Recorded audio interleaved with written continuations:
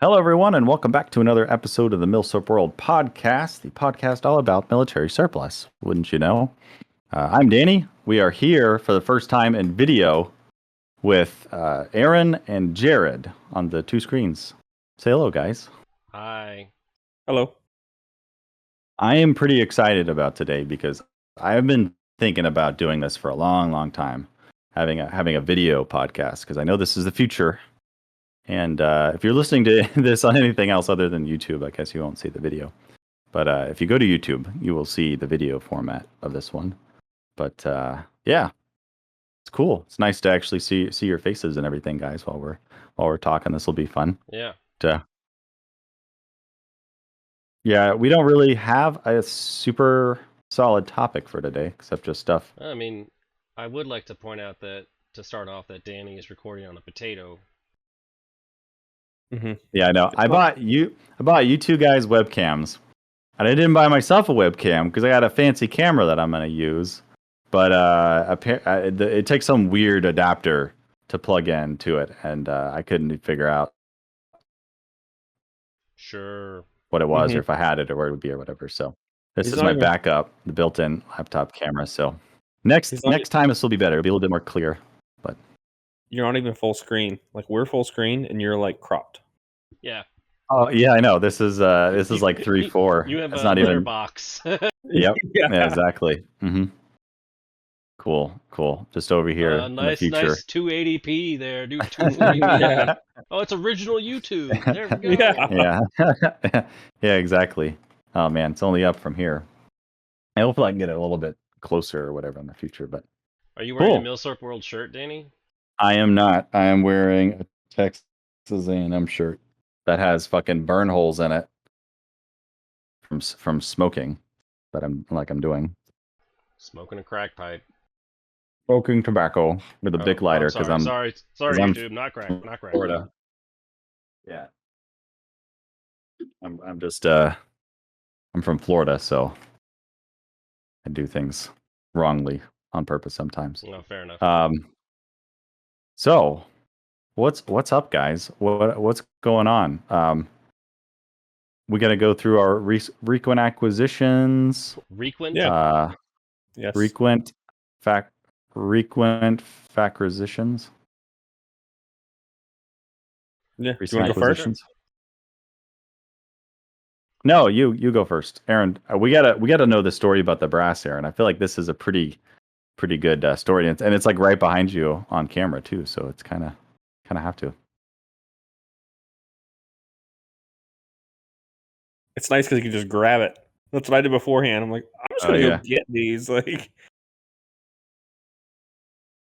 Actually, I want to use a match. the dramatic effect doesn't really work because of the whole video thing. Yeah. Sorry, what dramatic effect? Yeah.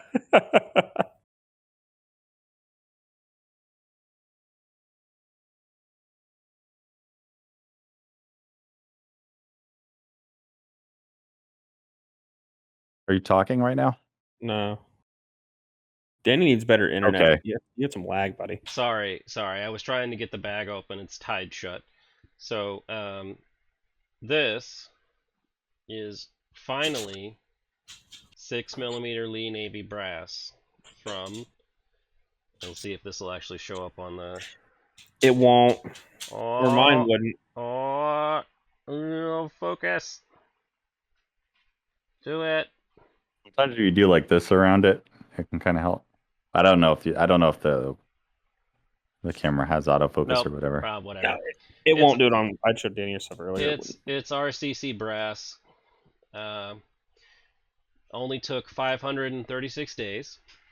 So. Wow, speedy Delivery, guys. They had a lot of problems and a lot of delays, non-calling back, and then I canceled the order, and then the brass showed up one day. You got a refund and everything, and the brass still showed up. They gave me back my money, and they still sent the brass, meaning that's a good deal, sir. They didn't quite understand what refund means, I guess, or cancellation. And I did end up paying for it, but not at full price. Because of the length of the delay. Stand guy. Yeah. So there was actually quite a few of us. I think at least 4 or 5 of us in the CN Arsenal Discord that bought Lean Navy brass around the same time period that I was first. Other people have bought it this year, and it only took them about 6 months. So still, with a guaranteed lead time of 90 days, it's a little bit off. Just a whisker. Yeah. Yeah. So Yeah. there is a gentleman that we talked about before stream or before video. I don't know what to call this podcast. Vodcast, video podcast. Don't do that. Don't be that guy. He bought some of this as well, loaded it, and it did test fire it today. So he's got a video up on his channel. Should we shout him out, Danny? Yes.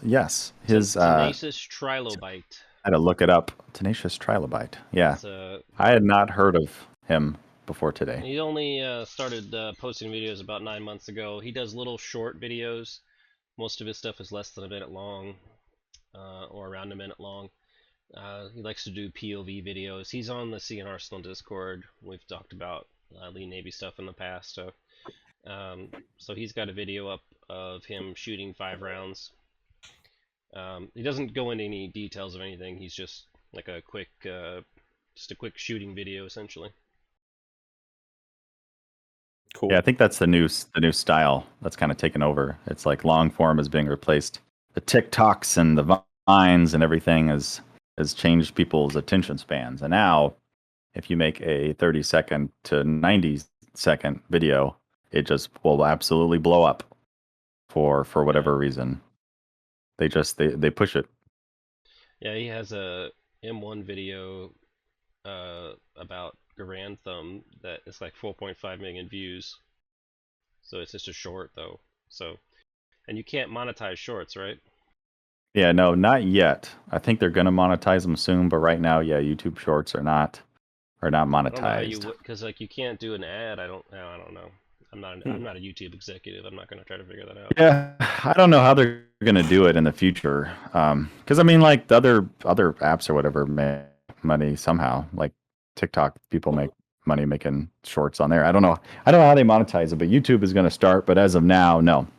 And with short videos, you can't really monetize them at all. I think YouTube says they need videos that are at least 9 minutes long, something like that, so that way you could place ads in the middle and whatever to be fully monetizable.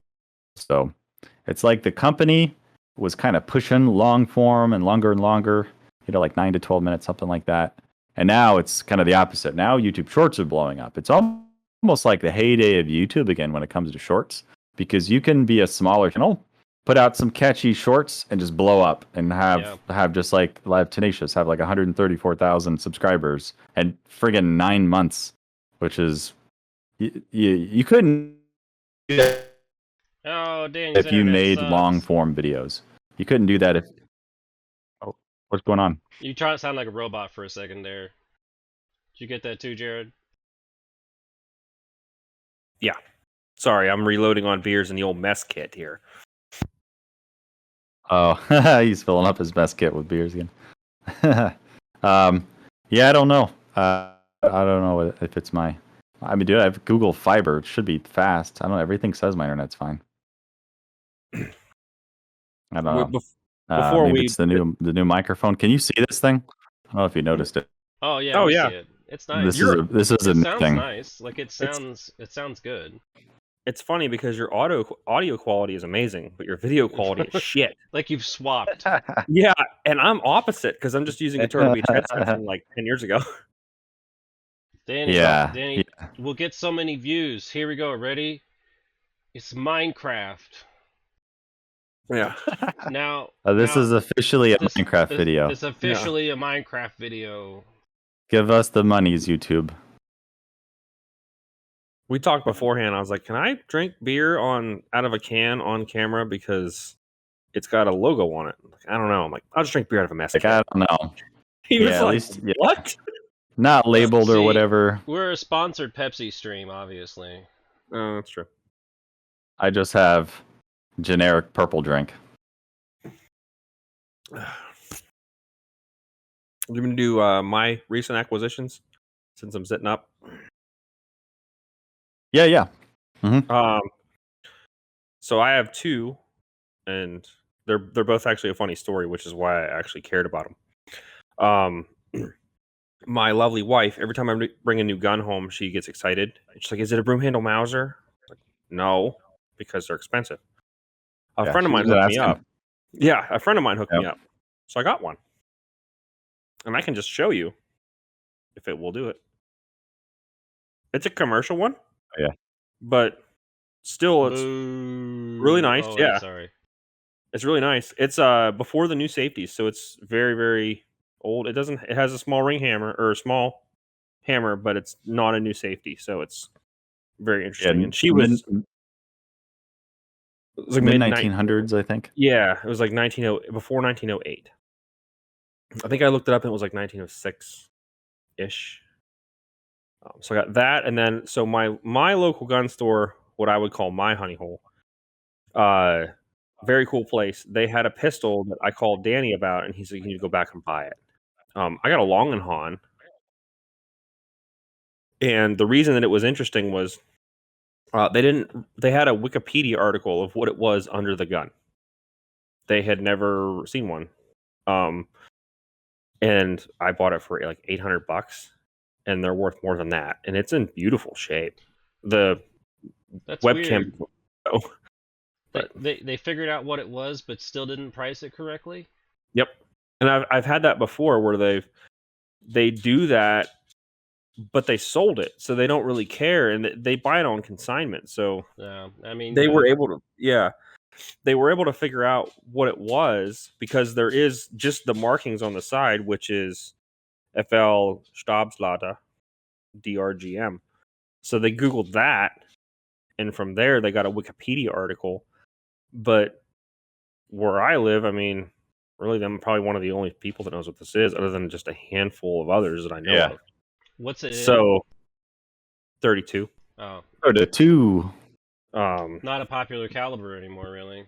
No, but beautiful, beautiful shape. It's not reblued. And I can't really show on camera. We kind of already went over that, but yeah, fantastic gun. I think it's a third model.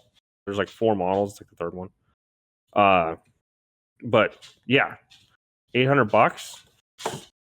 I called Danny. He was like, "Go back and buy it." So that's a commercial gun, right? Yeah, you got to. It's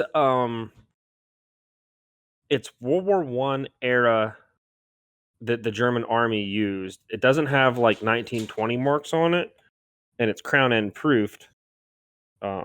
There's a couple of other markings on it, but a lot of them were like officers' contracts for the Imperial German Army. But neat gun. Seen Arsenal did a video on them if you want to check it out. If you don't know what it is and you want to get some information on it, Seen Arsenal did a video on it. It's one of their very early ones. Just a simple blowback or something, right? Yeah. Yeah, it looks like an FN 1900. So this is the barrel. It does. This is the spring. Wait, what? Oh, yeah. It's the under. Yeah, this is the barrel. Yeah. Make sure it's all in frame. Yeah, this is the spring. And it has the I'm not pointing it at myself, but it has the screw in the back that holds the breech block in, so you can like turn it. So May talks about it in the video. They talk about it in the video, but very interesting. What a pistol. weird gun. I've never seen one before, and I've seen this one, and it was a great deal. The only other thing that I might be getting soon is if it's still there.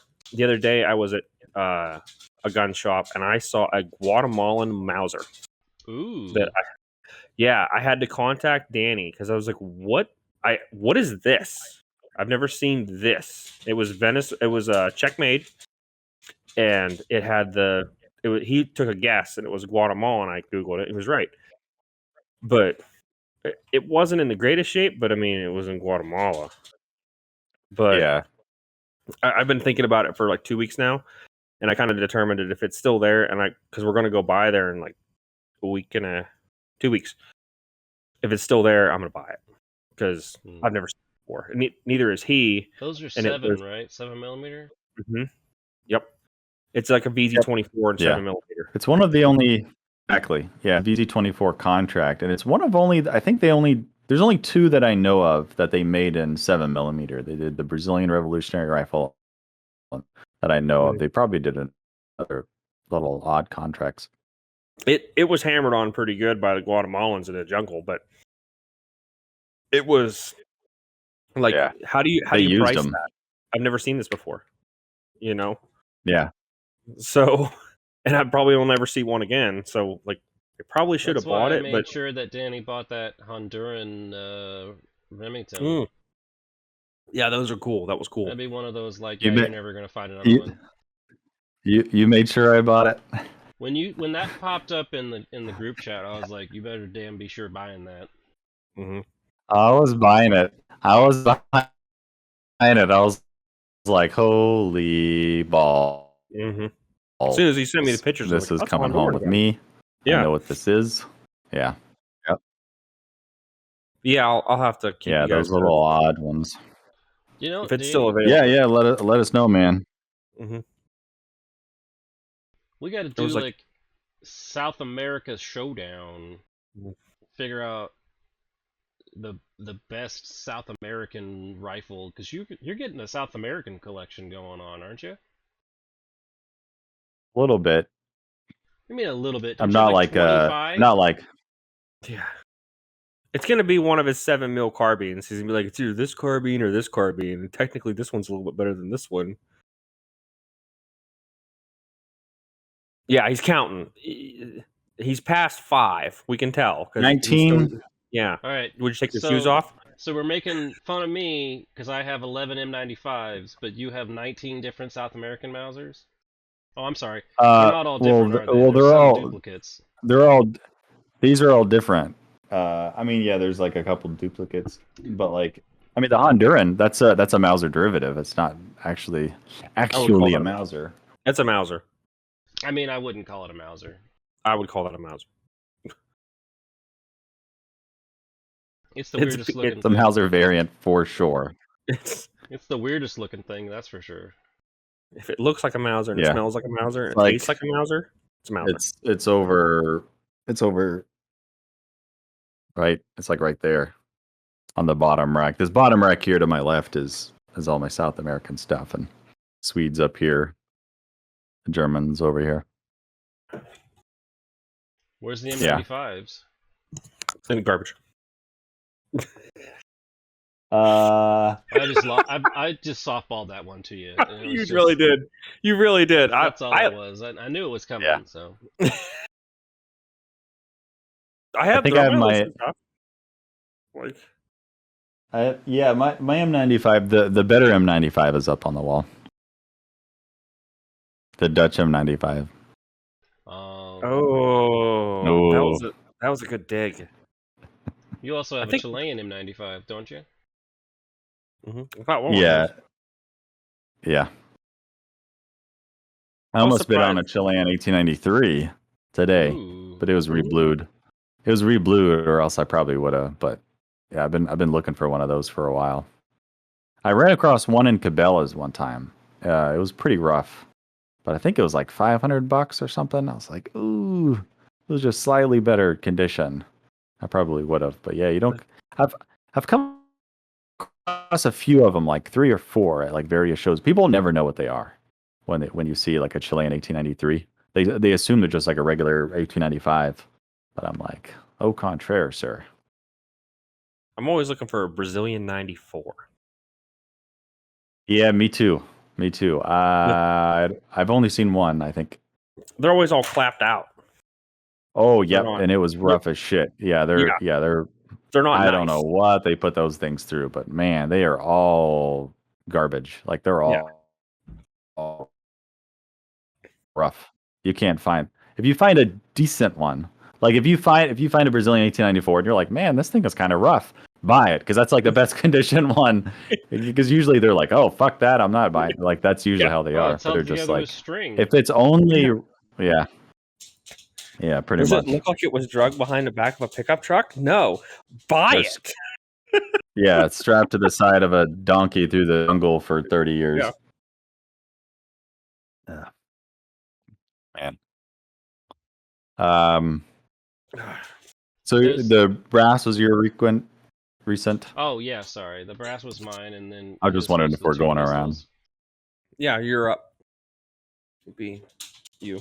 Well, I just listened to the last podcast that we recorded back in July. We have a little gap between recordings, but not between releases. We like stored up on recordings. But on that one, it was right before the big Missouri Valley show, and I got quite a few guns at the Missouri Valley show.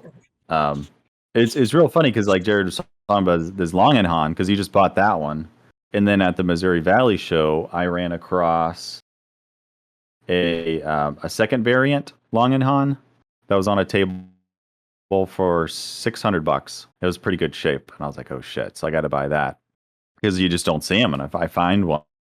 And then later on in the show, I find another one. It's a fourth variant with wooden grips. So it was like $550, I think, is what I offered him, and he accepted. I was like, holy shit! You just never see these, and all of a sudden, I run into two, and Jared's got one. So we got that one. The 1913. Say somebody frantic. I think Frantic's on the list. Hey, Frantic. Yo, what's up? Hey, we're actually recording a podcast right now. Oh, okay. Sorry. No, it's okay, man.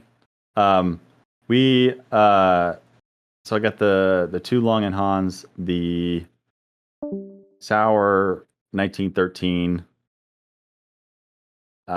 which was kind of it was a very end of the show, last hour of the show. And there's a guy that had a bunch of guns there, and I would check on him every few hours because I don't know where he's pulling these guns from and putting them on his table.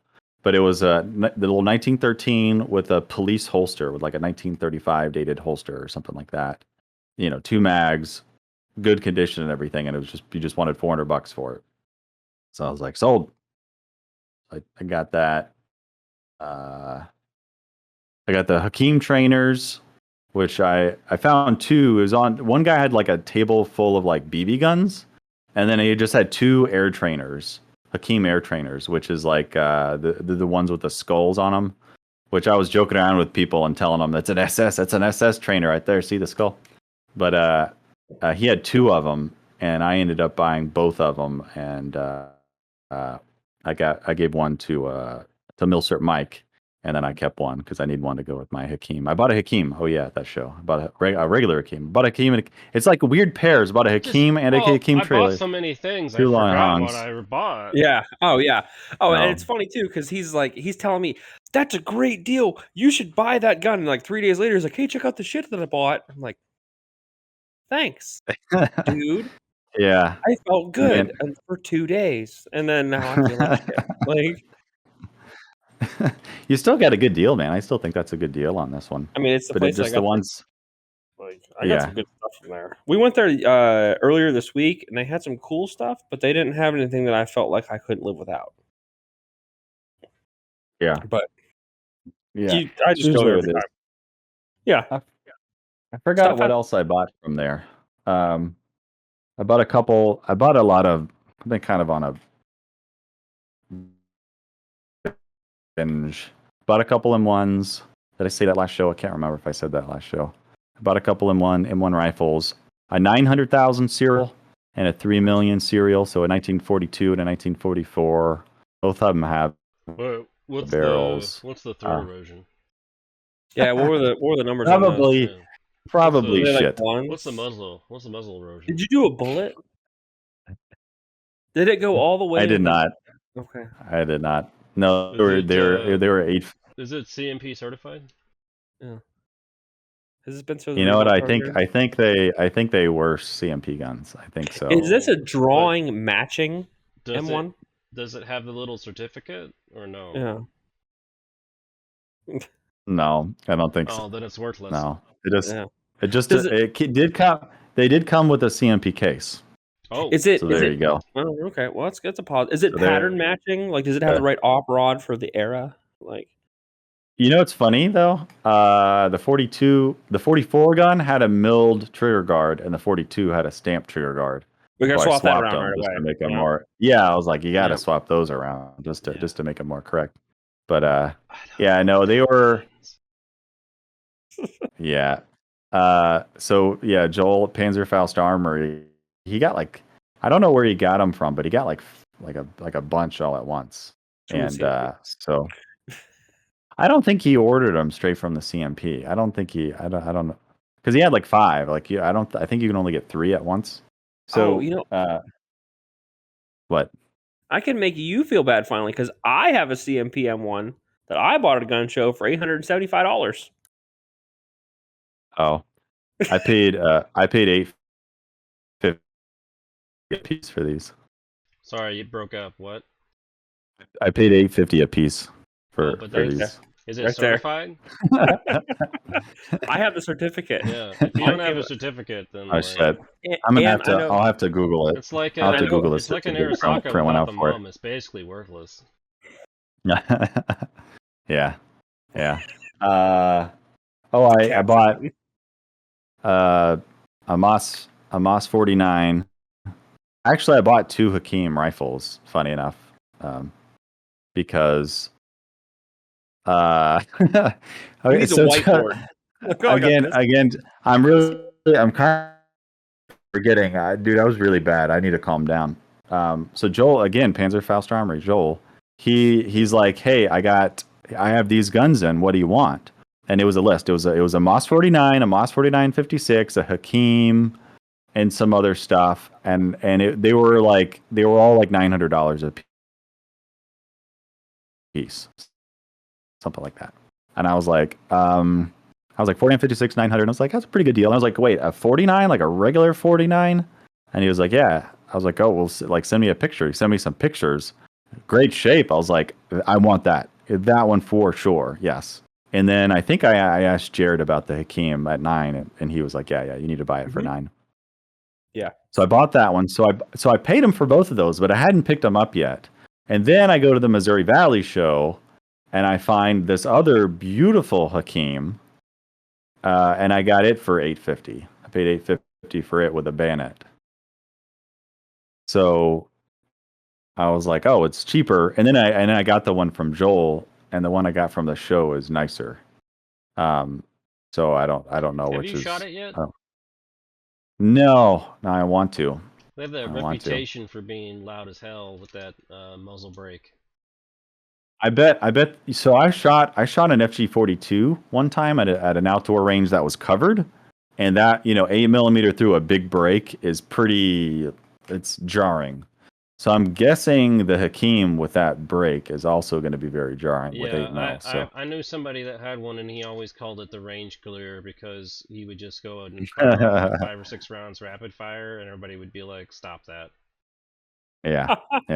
I want to try my little Car 88 doing that, like an actual 8mm carbine, and see how loud it is. I haven't got to do it yet, but I want to see how loud it is. Yeah. Oh, Bought another 38H, so I'm back up to 4 38Hs now.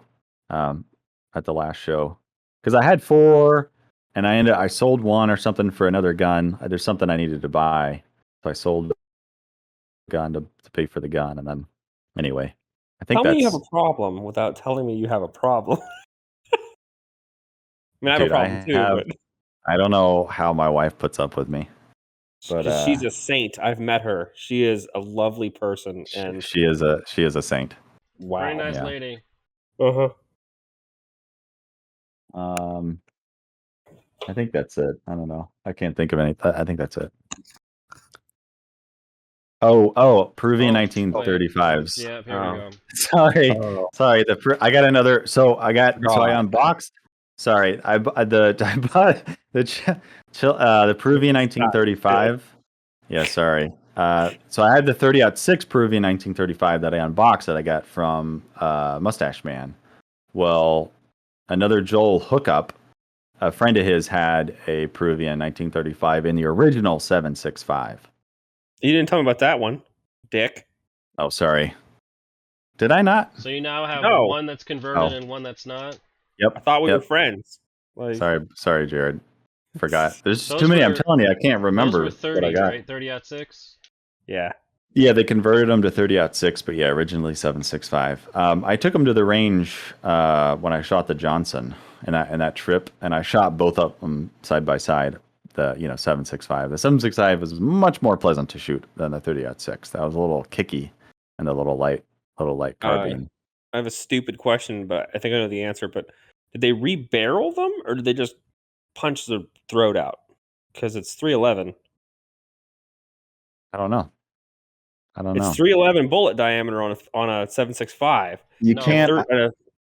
No, You can't. it's 313. You can't. Is it 313? Excuse me. You're right. It's 313, and that's why you can't reload for them because they suck because they only make 311s. Thank you. You're dead right. But 30-06 is 308, so it wouldn't shoot for shit, and that's why I asked. It would be shit. Yeah, you'd have to rebarrel Yes, them. and that's why what posed the question, right? So Yeah, What? no, I don't know. let me know after the podcast. I don't know. Uh, I'm gonna have to look and into it. That's Thank you, Aaron. I'm planning on doing a video on them, and that's why I kind of wanted both, so I could show both. Put that in the video. Yes. With the way the handguards, the top handguard, the wooden handguard is, it goes all the way down. It covers the whole barrel, so you can't see it. So I can't see if it's remade or the original markings. Or, Wait, did you say Peru? I can't compare them. Yes. They got SIG to make replacement barrels. I know. Ah. Okay. Yeah, there we go. Okie My dokie. the 1909 that I had, and I sold it to buy more M95s. It had a replacement SIG barrel from like the 30s or something. I don't remember when they did it, but they did a bunch of. They had SIG make a bunch of barrels for them.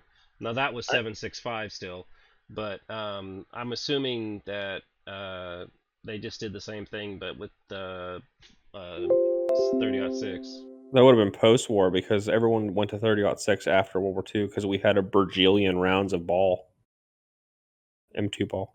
Yeah, and we forced South America to take it. I mean, the people with 7mm kind of got the shaft, but the people with everything else kind of won. So Yeah. I'm trying to think of all the South American countries that did it. Brazil, Chile, Argentina, Brazil. No, Chile did NATO. 308. They did 308. Yeah. So Argentina and Brazil, that I know of. I don't know if Venezuela did any.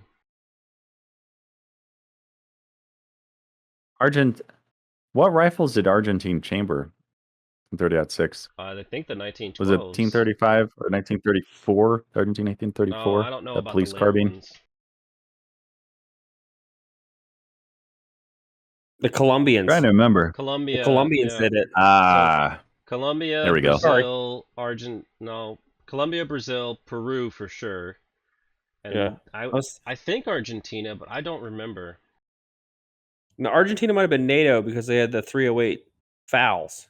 Or not fouls. They did. FN-49s. Yeah, they So did. I was wrong on the Argentina thing, and I apologize to everyone who's telling me I'm wrong.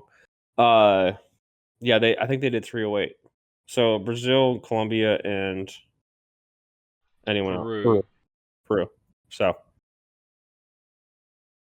which is funny because Argentina and Peru were allies for a long time, which is why Peru was 7.65 along with Argentina. Whereas most other countries, I think everybody else was 7, right? Nobody else did 7.65, right?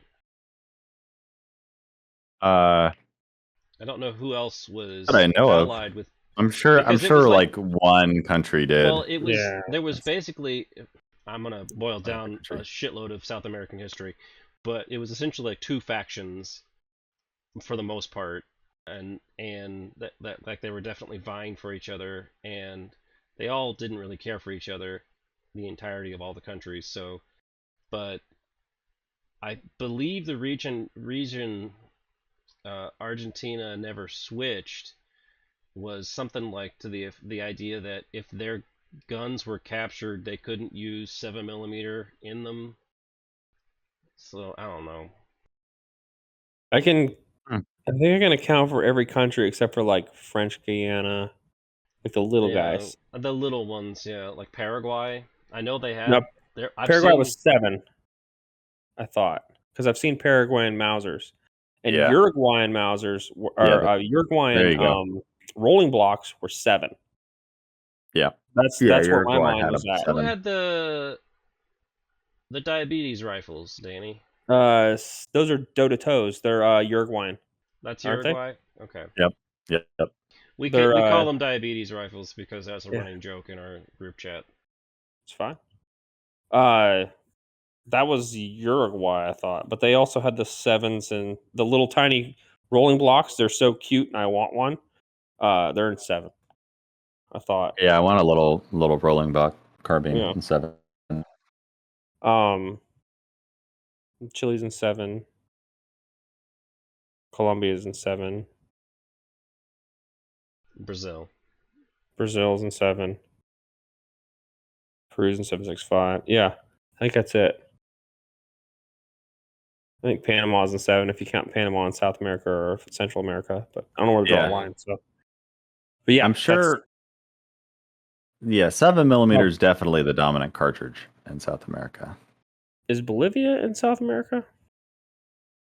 I can't geography. Yeah, Central? yes, it is. They're in The 7. American education system, everybody. Hey, I'm an ignorant hillbilly. Everybody knows that. All right. Have you seen any of the videos of like them interviewing kids, like in Times Square or whatever? It's like Zoomers don't know anything, and they just ask them like, "How many dimes are in a dollar?" And like these kids can't even say that. If you watch some of those videos, you'll feel better about not knowing, exactly where Bolivia is on a map or whatever. How many Yeah. nickels are in a roll? You know that one. So, anyways, do you know? I worked at a bank, so I probably should, but I Pretty don't sure it's remember. 40. Yeah, So- no, I was like the worst job I ever had working at this bank. I'm not going to say their name, but geez. To be fair, I'm drinking beer out of a mess kit. If you're wondering how many beers a German mess kit holds, it's 4. And this is your second mess kit? Second reload? Yeah. The Bush lattes. You know, it really does look like Danny's lighting up a crack pipe. Mm-hmm. Yeah, there's no good way. I know, drugs have just tainted it. A gentleman cannot even just smoke a tobacco pipe now without. That's because you're being using a lumped in. lighter. I know, a fucking white trash big lighter upside down. Yeah, I know it does. That's why it looks trashy. Yeah. If you had like a have a long fancy- strike match, Or even a Zippo. Like, have some class. Cripe. I have a pipe lighter, like a nice one. It broke after 5 years or whatever. It finally broke. I need to get something new. I brought these matches from a MRE or not an MRE, a cold weather ration. MCW. I was gonna use these matches, but the Bic lighter is just so much easier.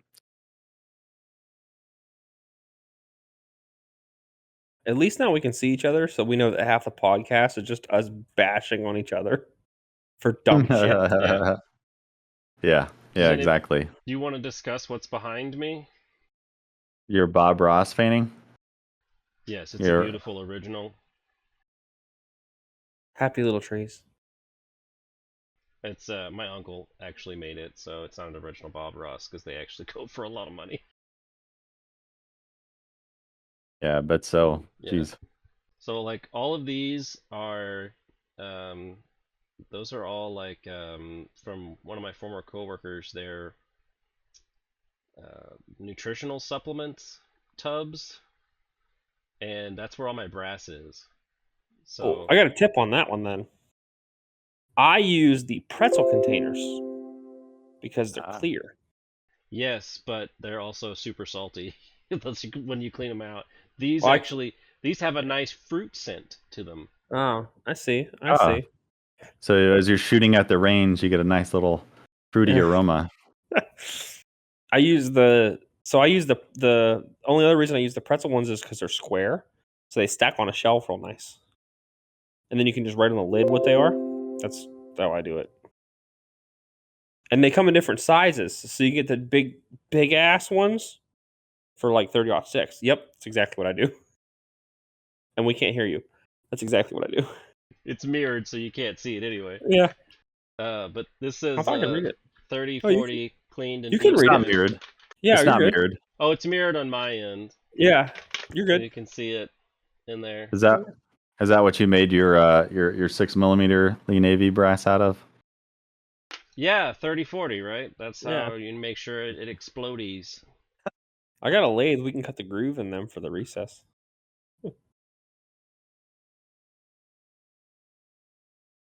That's a good idea, though. So this is my Harbor Freight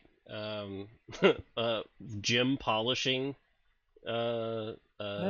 cleaning kit for cleaning brass, which is Is it pins? No, it's still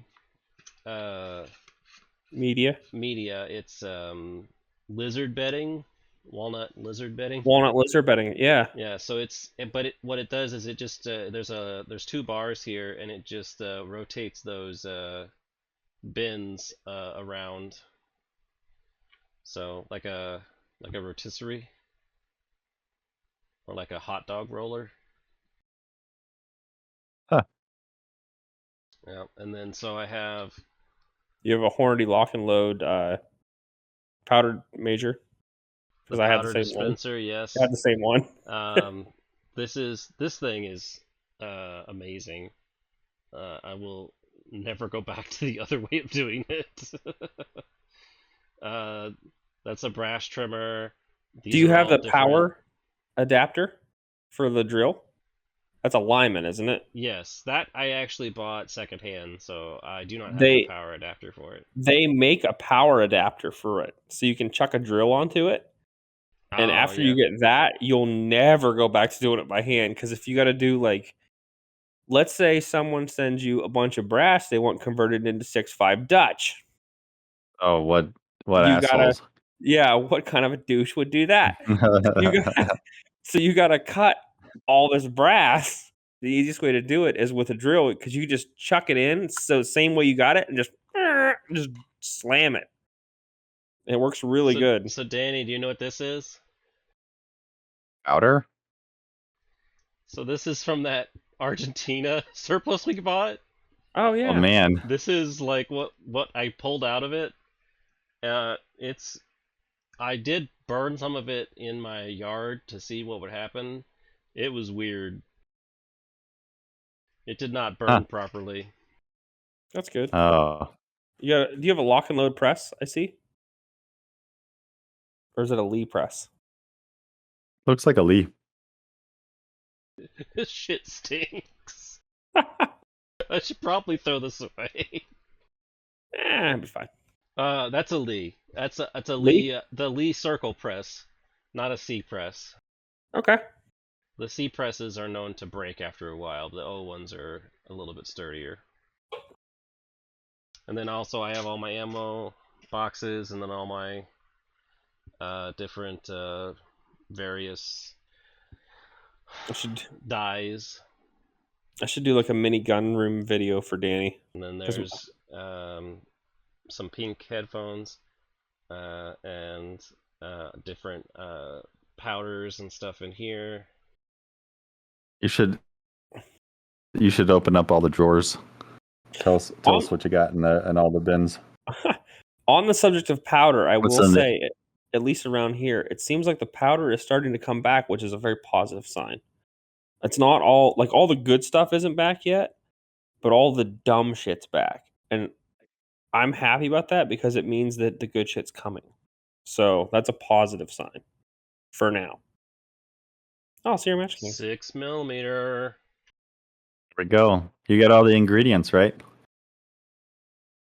Look how thin this little thing is. It's so little. Yeah. It's like a little needle. Yeah. So these are 110 grain because the original loading, military loading, is 112.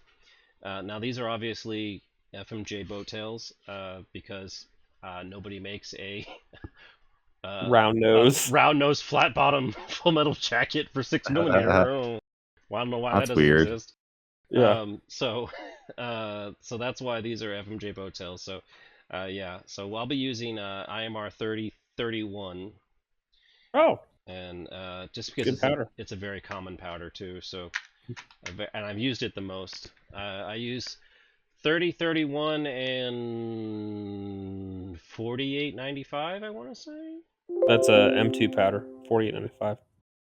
For like M1s and stuff, that's the common one. It's a little dirty, but I use for the 8x56, I think I use a 4064. It's a blue. That's 3031. I can tell by the jug because I'm a nerd. That's 4895, I think. Or is it 4350? 4350. I apologize. 4350. I use that for the 7184. So I use It's a slow powder. It's a slow powder. I use this for my Chilean 1895 with 7mm. Really? Yeah. I use like a Varget for 7 mil. Oh, I like Right. this. This works okay. Oh shit. I got Cool. I got a Yeah. shitload of Can you guys hear me okay? Because I'm getting further Yeah, away from the mic. Yeah. I got a shitload of these Hertenberger. I don't know how to pronounce it. Some German company. It's a German company. Yeah. That have made a bunch of flat bottom, round nose 7mm bullets as like a special run or something. And this guy I bought them from out in the middle of Wyoming had a shitload of them, so I bought a bunch from him.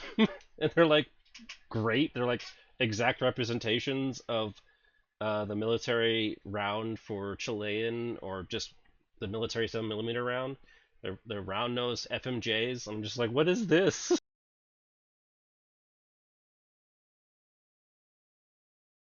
Yeah, I use a hell out of some of that stuff. I think the only thing I use 31 for is 300 Savage, if I remember right. But I have a bunch of round nose 7mm still. Two different talk. makers. I we have will like talk two. later.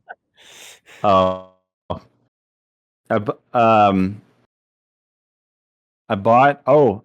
It came when I went to J&G and bought my Spanish 1916s. They had optional, if you bought a Spanish 1916, then they would allow you to buy 7mm Mauser ammo. Fucking weird, but since I bought two, they were like, you're allowed to get one of each or whatever. So I bought a bandolier of 7mm, and then it was a box, like a big square box. God, I forgot the maker of it, but it was like you'd recognize it, a common maker. But it was a big like square box. It's really weird, but it had 100 rounds in it, like just kind of all together in this box. It's kind of odd, but it was all round nose, which I was like, oh, that's interesting. We don't want to see your jar of yellow stuff. Oh boy. That's a piss jar. Come on, who knows what it is? That's when you're on the podcast too long. You need to... This is not pee. My pee is not this viscous. Know what it is? The forbidden honey. Oh no, I would not drink this. Although you could, it is safe to drink. Mad honey. What is it? It is technically edible. I wouldn't. What is it, like Face lube or something? What is that? Yeah, This is tongue oil. This is pure tongue oil. Oh. This is not tongue oil finish. This is pure tongue oil. How many tongues does it take to squeeze out that much oil? I don't know. But so the bottle that it came in, this is why it's in mason jars. The bottle that it came in was broken in transit and was leaking out. And so, fun fact, pure tongue oil is auto-igniting. So if it's open, that's why they say whenever you use it, do not leave the rags in the trash. Like, lay the rags out so that they air out, because it can auto-ignite.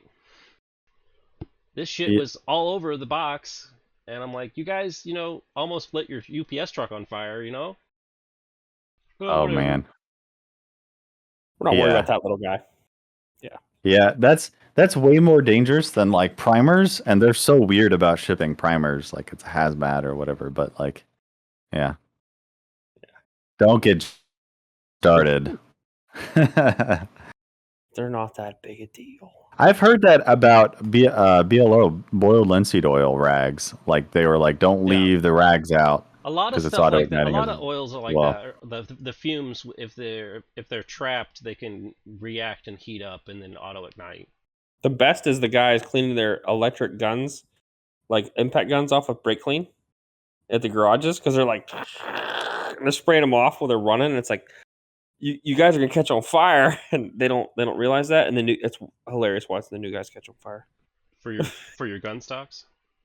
Oh yeah, Renaissance wax. I was just reading about that today. It's good stuff. A lot of museums use this. You can put that all over the metal stuff too, right? Like Yeah, not just metal, the stocks. metal stocks, whatever. It doesn't matter. I've used this. I've had this for like 10 years. I barely use enough of any of it. It goes on every single one of my guns. Yeah. I've heard If only of you had an M95 like nice enough to be worthy I of have other guns too. museum grade. You put that on your Lee Navy? I don't know if I have. Oh Actually, boy, let me you think better about it. do that, sir. That is worthy of wax. Yeah, that would be.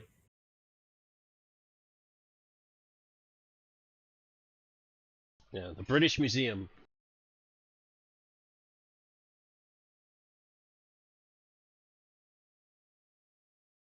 Yeah, I started cleaning my.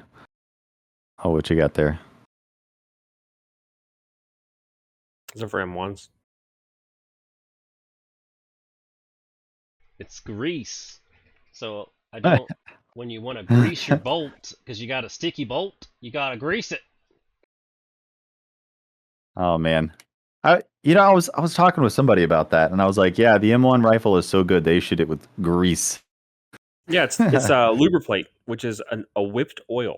If you're wondering. So the M95s, the grease they used in the M95s, was when they went into Russia in World War One. Oh, Jared disconnected video. When they went into Russia in the World War One, the grease froze solid, so they couldn't open the bolts. Yep, Yeah. that makes sense. Yeah. Whoops. Yeah, I Did was we trying. lose I was Jared? just thinking of the story. I don't know. We might have. I know you're talking shit about my internet, and then, yeah. Can you still see and hear me and everything? I don't know. I don't I know can what hear happened to you. him. Yeah, I can hear you. Maybe he texted us or something. Oh, yeah. It's what they say about beer. You don't buy it, you rent it. So he'll be back shortly. You broke up there for a second. I got you. Oh yeah, you don't buy beer, you rent it. In case you broke up in that.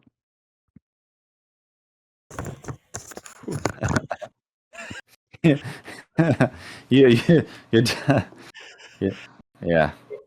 You don't Yeah. you don't buy it, you rent it. Yeah. As I was just saying. Yeah. It's 2 mess kits is the limit.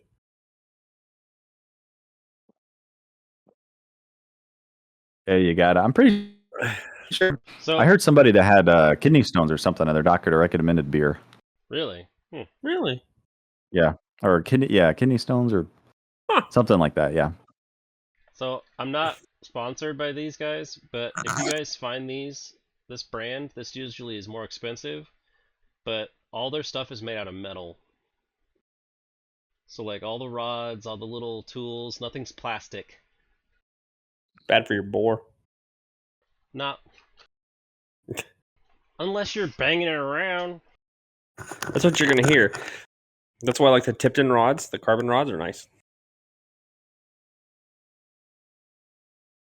Especially the I just really long don't. ones. I just don't clean my bores. Yeah, you don't. I just shoot them and If you shoot let Varget, them. you don't have to. It is such a clean burning powder, and I'm totally not sponsored by them. But I've We shot need Varget. to be. It is like We need to get a sponsor. Damn it! a single patch and be like done, clean.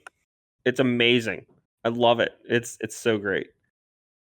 That's my experience too. So if your experience may vary, but my experience is it's good. And I don't know what I gave you for the Dutch gun. I think it was not that. But Yeah. maybe it was. I got it wrote down. I just Yeah, I really got to shoot those, man. It's forget. just it's gonna be an undertaking, and I would like to have at least Jared and maybe one other person would be good. I mean, not Jared, not you, Joel, at his place, because I need like people to comment on the Yeah. recoil for that video. I would, if I could, I would fly down. Like, oh, that's cool. Does that come with your Crag? I forgot I had that down here. That's a Christmas gift I got. No, it's you can get these printed up. They're all the copyrights. So if you find the exact one you want to look at, you can get it printed up. Hey Beef, we're doing a podcast right now actually. Maybe if you say hello if you want on the Howdy. podcast. Sorry about that. Howdy, It's Beef. okay. It's okay, man. I know we're not in the podcast chat today, so everyone's hopping in. It's because the video sharing thing wouldn't work in our podcast, or like our locked podcast chat. So don't feel bad or anything, Beef. Well, I'm Audi 5000. All right, see you later, Beef. Yeah, we're in our Discord right now. In case you guess it, so our Patreons get access to the Discord. And Yes. And there was weird, funky things with the podcast chat specifically. So that was why we're in the general. But it works. I mean, it seems to work so far. We'll see until Danny messages and says, "Hey guys, I didn't get to record any of this." I don't know, it still says it's recording. It still says it's going. That's good. Got a timer. This is kind of a Fingers test as crossed. well. You know, Exactly. we didn't really have if the a video topic. doesn't if the video doesn't work, it's going to be the most fucking boring podcast ever terrible. with the show and tell going on right now. Yeah. Probably not does, even going to air it. But if it does, it's great. Like, and it's really just we're just kind of bullshitting, but this is like a proof of concept, you know? This Yeah, would be your step- exactly. this would I be your need to step get 3. a non-potato camera, and we will. Yeah, what's in the box? I think it's sponsored by like a beer What's in company. the box? This is Aaron showing off his whole room. It's my basement. Which is, hey, you're not hearing me It's argue. your room. So you have a little cot down there. I You've take been my bad. laptop into my gun room, but that would be a bad deal. It would look like Danny's, but with like reloading shit.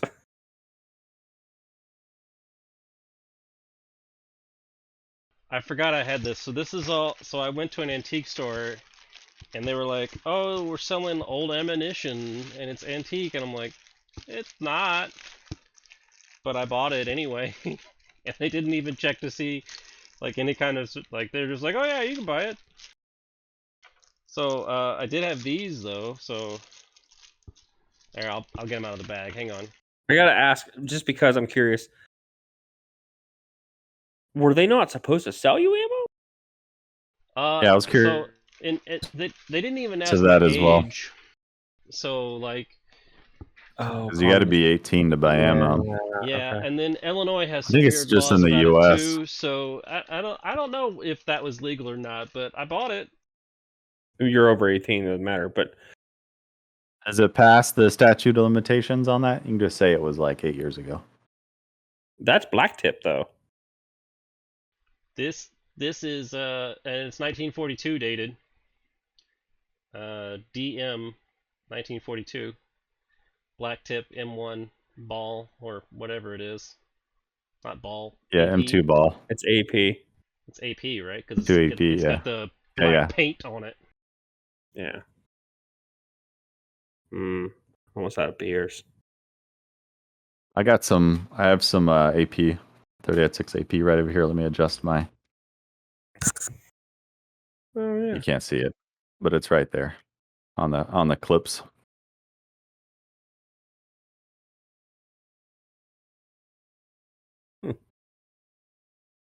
I never end up with cool deals like that. I found something like ammo. that. Salt Lake City, Utah. I ran into an antique store, and they had an ammo collection from some guy that passed, and they were selling, and he had all sorts of old ass funky ammo, and that's why I own one original 6mm Lee Navy round, and it's because it came out of that. Like I recognized it. I was like, oh snap! You don't really see those too often. Yeah, so like this is It's like Navy marked. like this was like a guy's collection, I guess, because it was just all random stuff. So here's probably one of the most random ones. This is 218B. Dang. Never seen one. It's like the first page in every reloading book. Yeah, This so is the this is smallest one. this is Winchester Super X 218B. Huh. What even shoots that? I don't have any Rifle. idea. They need to make a youth Mauser, like load for that. That way we can say.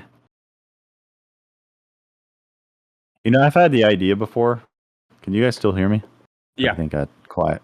I had an idea of what if you took like a regular Candy AK and you scaled it down, right? Because it's got like a 23.5-inch barrel, something like that, and scale it down in size to 16-inch barrel, which would shrink it like it'd be like a I don't know what the ratio would be, but it'd be like 75% size or something like that. So just slightly shrunk, and then that would be a smaller, lighter, handier Canadian AK, like for kids or whatever. How they make those the Mosins, the 22 Mosins and stuff.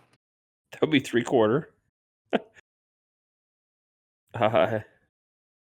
No, I was thinking Well, of a look at- different fraction, and then I just said 75% because I think that's different. like 7/8. Let me do that. Let me do the maths. You do the math. Because I thought about like it'd be cool if they could bring it down, shorter than 16. But I was like, no, you can't do that. Even if it's like a mini gun, as long as it's a real gun, you can't bring it down any Well, shorter. what are the youths? The target rifles, like a Walther. 68. It's 68%. So it'd be a 68% smaller gun. 5/8.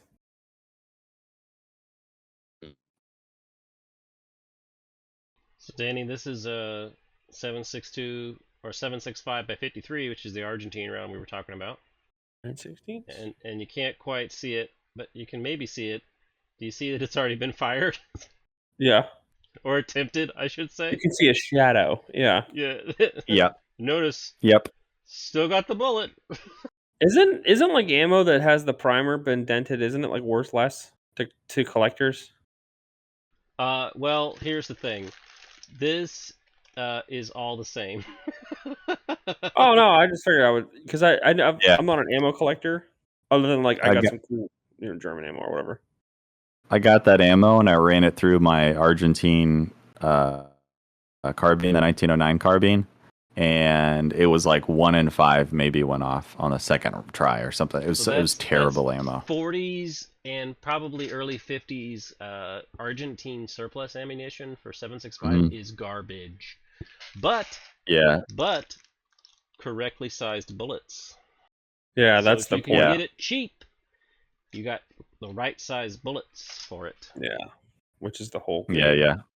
Just pretty much, just for the components. Now I have some boxed 7.65 Argentine. The box is good shape and everything. The brass looked really good. I ran it through my Peruvian 1935 and it all went bang the first try. No hang fires or anything. So I was impressed by that ammo. So if you find it in a nice like box like I did, you can. It's probably better. But pretty much whenever I find like good condition 7.65, I'll buy it. Which it's not too often that you find it really.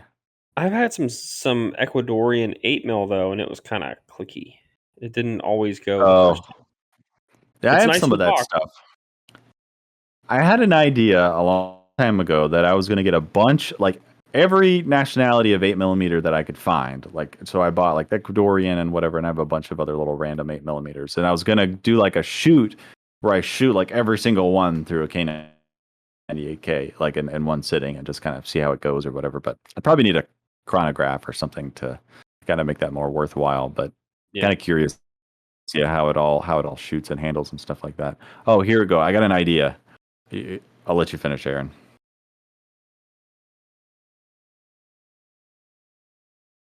It's a 50. Let's say it's 50. Ah, yeah. It's 1942. Then this one has a little hole, so somebody drilled Oh. the hole. Remember you were talking about deactivating rounds, Danny? Yeah. Somebody You know drilled what's the funny? hole. People are scared of 50. They'll do that just like if they never plan on shooting it, but they want to collect it. They'll do that just because they're scared of it. And when I bought some live 50, like a single live 50 round one time, and guys were like, "You need to like deactivate that. You need to like get the powder out or whatever, because like it'll explode." It's a basic like in their minds, it's basically a bomb. But have you ever seen the picture of the guy's hand where a 50 round went off in his hand? He was holding. He was doing a dumbass thing. So like imagine this Bic lighter is like a 50 round, and the primer's in the bottom, and he was beating something with it, and it went off in his hand. That's natural selection. Yeah, the military like released images of his hand with the warning of like don't use a 50 cal round as a whatever. That is straight natural selection. Did he have kids? I don't know. He's got one less. He's So got. this is a gnarly. paperweight. It was gnarly. They filled this original 43 casing with lead. Yeah. And it's just super heavy paperweight. I don't even know if this projectile is not lead or not. I don't really touch it a whole lot. Can you scratch it with your fingernail?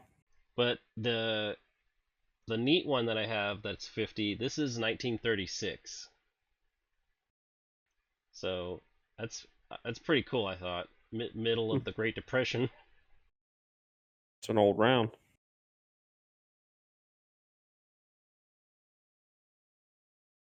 I have the Russian 50 equivalent. They're 12.7 or whatever. Yeah. I found that at a gun show one time. Dishka? It was in a zip. Dishka. It was in a Ziploc bag, and it was with a bunch of Iraq bring back stuff. Somebody brought back from Iraq. But I was like, shit, that's first. That's the first one I've ever seen. Like the Russian. Never gotten into the ammo. Okay. Yeah, you kind of get. As a reloader, really? I would assume that you would be more likely to do it. I got enough room for that crap. Because I don't reload, but I collect blanks. Yeah. So. Oh yeah, they got those red. Yeah, those blanks. Yeah. So it's M1 blanks.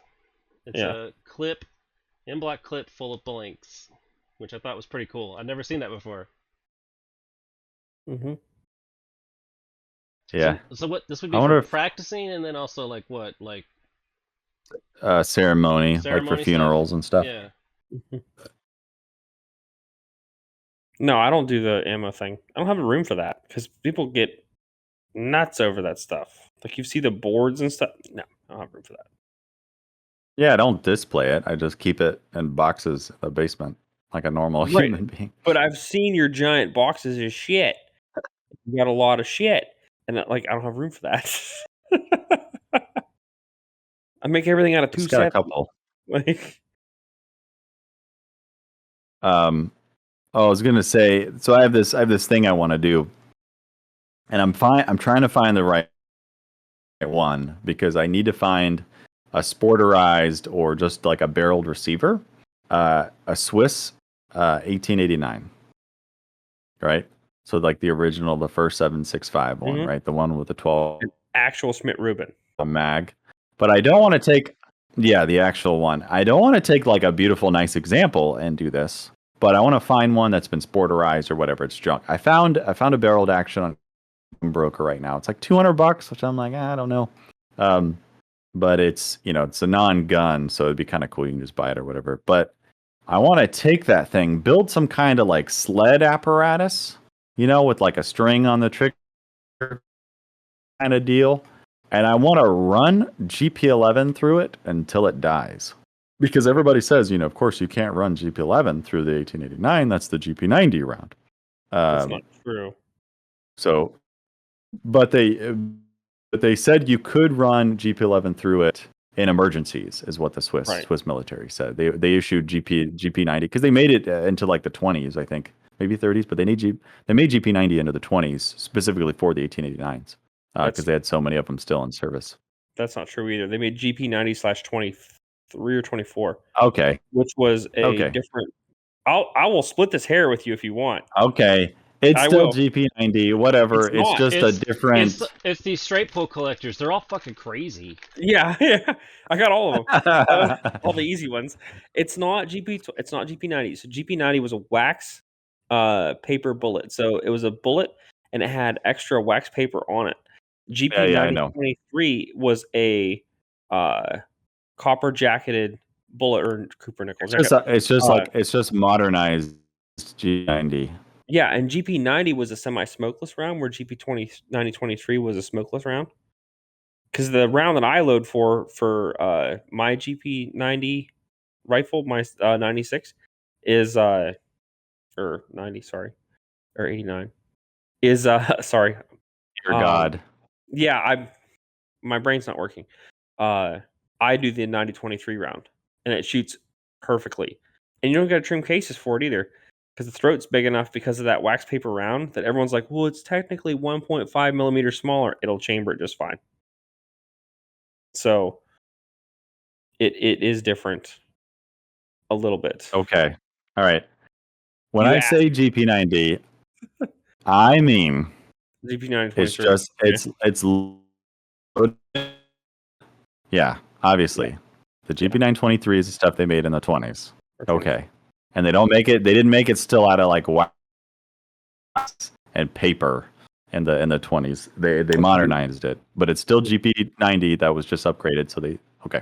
So it's the specific loading. It's the specific loading though is the important part. Yeah. Right? It's not as got as much oomph behind it as the GP11. Okay. It's lower pressure. So you're not supposed to run. They said you could run GP11 through with 1889 for emergencies. Okay. I want to know exactly how much the action can handle because I haven't heard anybody really talking about it or anybody that's really done it. I don't think commercial is a significant enough test. I don't know how hot, and it depends on the maker and the lot and whatever. So I feel like you just gotta run straight GP11, like the real stuff, through the 1889, and just do it until something stops working. And that's pretty much what I want to do. But that stuff's like $1 a pop. So I don't know how many. Like I've thought about it. I'm like, yeah, it's got to be. If they said you could do it at all, it's got to be like hundreds of rounds it could handle, right? You know what I mean? Yeah. So Danny, when did you decide to become IV8086?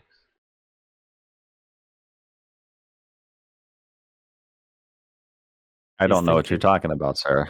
Oh, I'm sorry. They're not going to stress test a gun until it breaks? I mean, I feel like if it's at least, semi-scientific. I'm not taking an 1889 and dragging it behind my truck in the woods and just to show off how strong this action is because the Mosin's so tough. I'm not doing that. I'm just like, hey, let's see exactly when an 1889 will break from GP11 because it's kind of like the Vetterlies in 6.5, run it through them and see if it breaks, and then you kind of get an idea of how strong they are. If it's like Othias's and they just break immediately almost within the first handful or so rounds, then okay, wow, it's very unsafe. Definitely don't run GP11 through your 1889. But if I could, I don't know, like say if I set aside 100 rounds of GP11 for this test and I run 100 rounds through it and there's no change and the gun's still just spitting them out fine, then I'm probably going to say it's fine. I bet it would. I don't agree with that. How so? Well, your particular example is only one of potentially hundreds of thousands. Yeah, but and I mean, the tolerances on Swiss guns are pretty. Well, okay, we're not going to argue about their build pretty quality, close. But going back to your Vetterli example, we both know Zach, who ran commercial 6.5 Mm-hmm. Carcano through his Yep. belly and didn't explode. So the fact Yeah. that He fucking held that rifle up to his face and shot it. yes, How does he put his pants on? yeah. Those huge balls. So Jeez. I don't.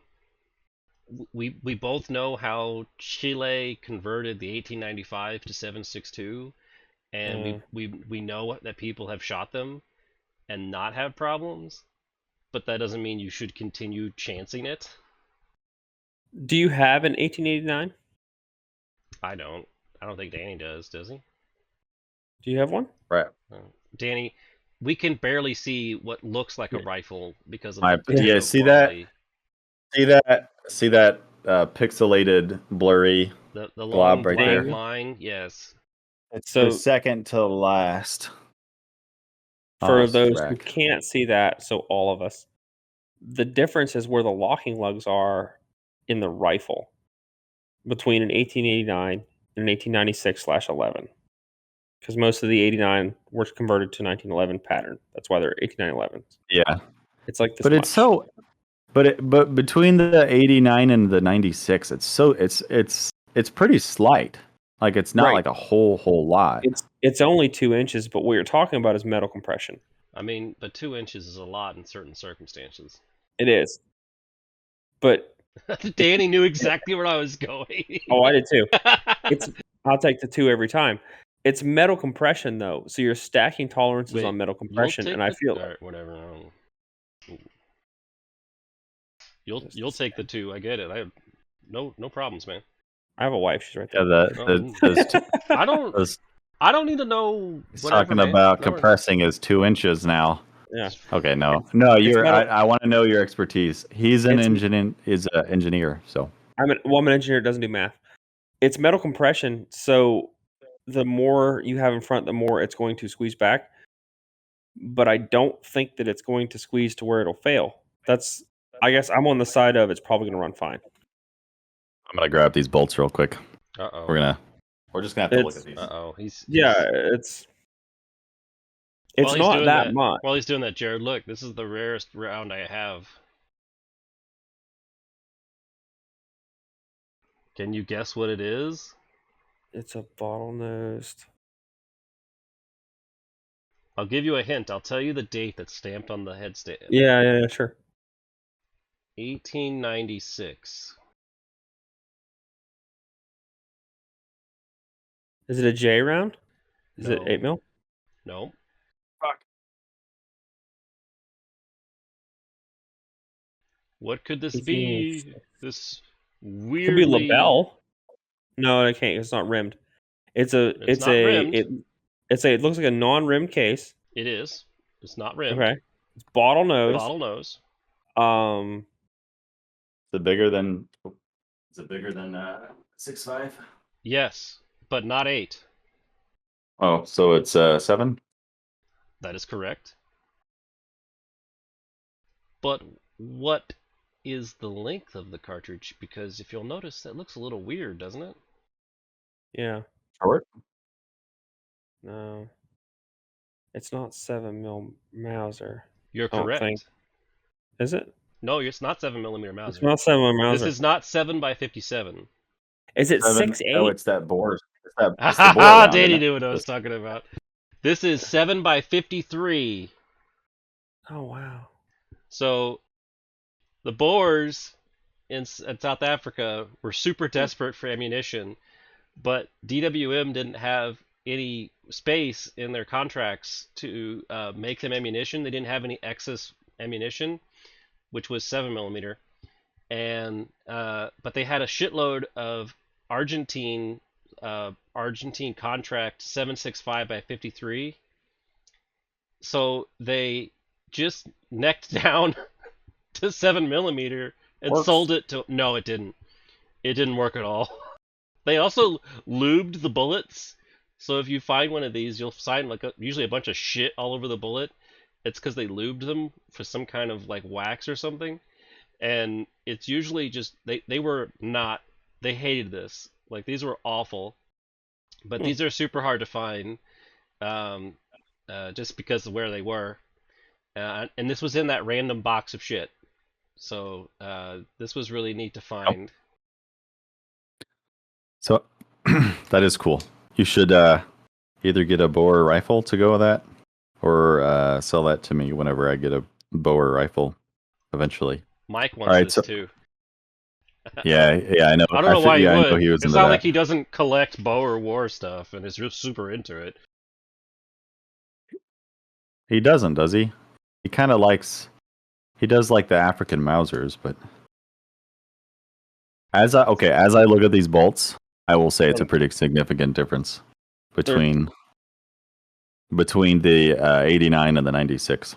So It's 2 pretty inches. significant. It's It's the like, locking lugs on the rear to the locking lugs to the front. yeah. So it's shortened overall. So like that sleeve. Yeah, let me get closer. So figure out how to do this. All right. So this sleeve is shorter overall. So this is the 89 here. Yeah, that's pretty significant. What's that extra lug there too on the right? Is that just the front locking lug? It's they're locking lugs. They're just further up. Yeah. So yeah, these are the locking lugs way back here on the 89. So on the 96, they moved them here. So they shortened. Forgot the guy's name that did this.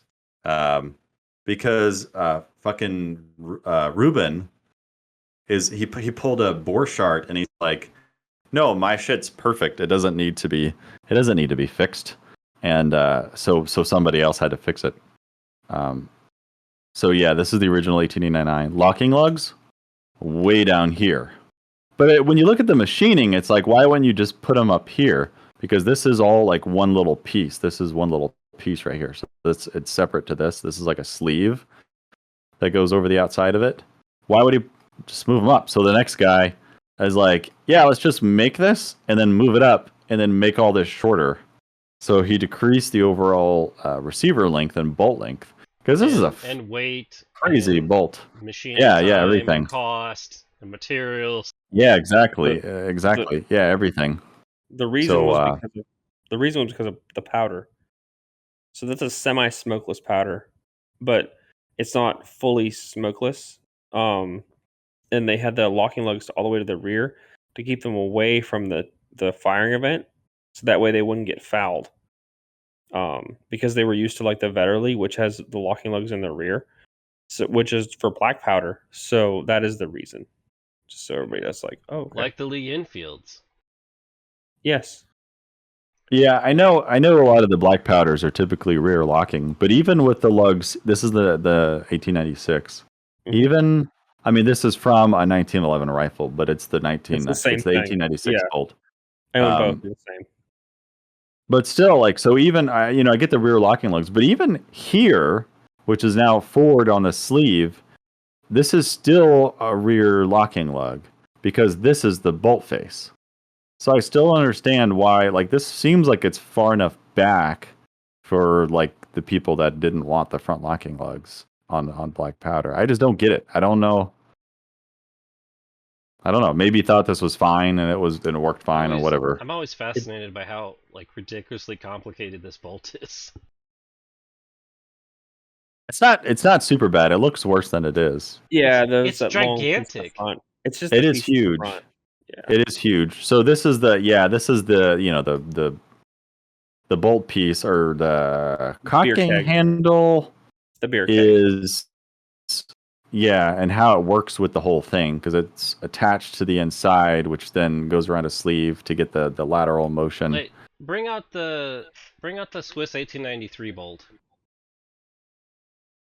Do you want a K31 bolt, which I have in the other room too? It's right there. No, the K31 bolt's totally different. It's a totally different.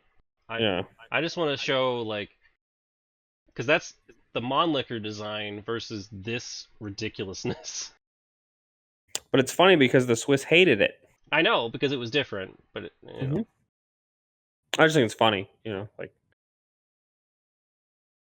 But I mean, that is, I would almost say is like a first cousin to the 1895, the M95 bolt, versus like the predecessor would be the M90 carbine, and then you have this, which is like the improvement, and then you have the M95, which is the ultimate generation of that style of design. Because the 88s and the 86s and the 8890s are all wedge locking. Yeah, but to take one of those K30 or the older, even the older ones, like a 9611 bolt or a 1911 bolt apart, it comes right apart and goes right back together. It's super fast. Kind of don't even want to take this out because I know as soon as I take, that's the thing with It's gonna old man click. liquor. With old man liquor here, you take the bolt out and the face wants to rotate, or then it's a whole thing to try to put it out. But Oh, you're going to Get a hurt your dime. thumbs. Got a dime? It's the other way, Danny. yeah, I know. Oh, figure the other way. Yeah. Okay, why am I? I'm feeling stupid. Are you stunned? Oh, here we go. Yeah. It's not the trigger. It's not the trigger. Oh, like that's right. it's That the it has a 85, release. It's another. Yeah, it has a release. Hey, it stayed together. Okay, here we go. Which is exactly this is exactly the reason why. So okay, 1889. See, Put boldface to like boldface. look how much less machining work and time and effort.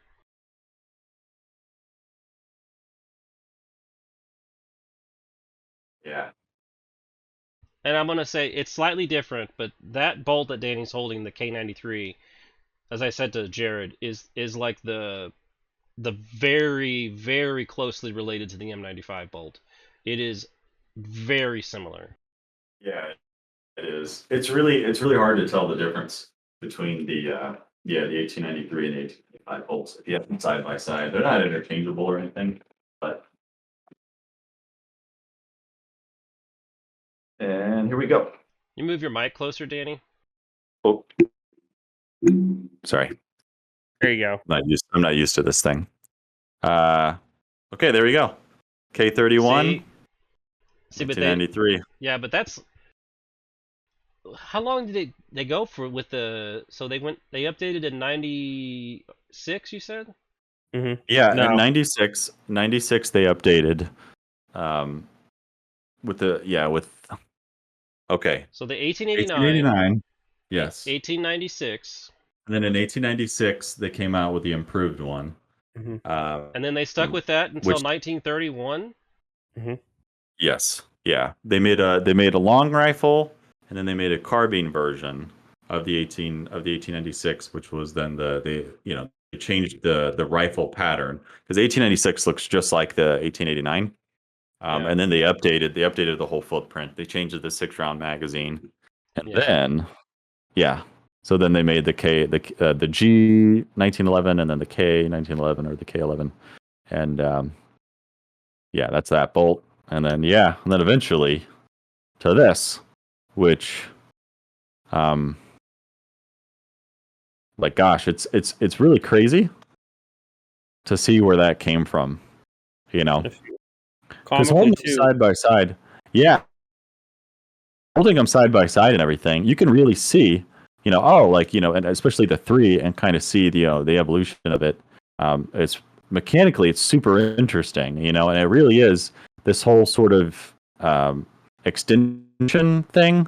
They just kind of got rid of that and kept the lugs where they were on the 96, and just got rid of this whole thing. It's Figured gotta out be, how to put this It's long got to be a case extractor. because they built all these in inside. house, right? Yeah. Who made them? There's aren't there 2 makers? Or just the one? Burn and Signalhusen. Yeah. Oh yeah, okay. So it's got to be a case of they had the tooling, so they just kept going with it. Because like, if you had, they had bought the contracted of the 18 of the K30 K93s, so they saw like you can make this a smaller package. So they must have just been like, oh, we already bought all the tooling. Why are we bothering? Why would we retool everything if it's not a problem, really? if you want the most accurate Swiss rifle, though, There we go. You did it on Yeah. purpose. No, I didn't. I was If- trying to put it back in the gun. if you want the most accurate Swiss rifle, you want a G11, which has the long bolt.